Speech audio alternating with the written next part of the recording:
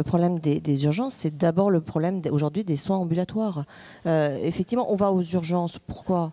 Parce qu'effectivement, on n'a pas, quand on appelle, on essaye d'appeler son médecin, on n'a pas nécessairement toujours un rendez-vous dans les délais qu'on estime adaptés, puisque c'est aussi une question de ressenti, qu'on estime adaptés à la réponse qu'on souhaite avoir. Par ailleurs aussi, il faut être conscient que c'est assez rationnel pour un patient de se dire je vais aux urgences, parce que pour différentes raisons et sur lesquelles il faut qu'on travaille aussi par la suite.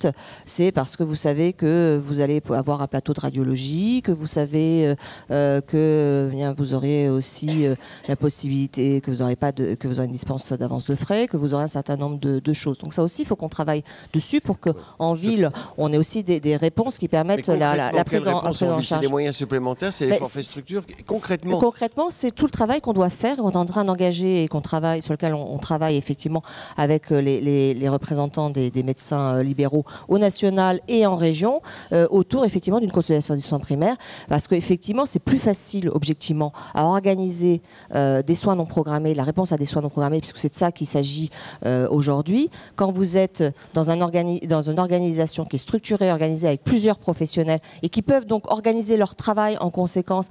Qui une demi-journée va pouvoir plutôt se dégager pour faire des consultations non programmées, que quand vous avez des professionnels qui sont isolés et qui ne peuvent pas avoir cette organisation de travail.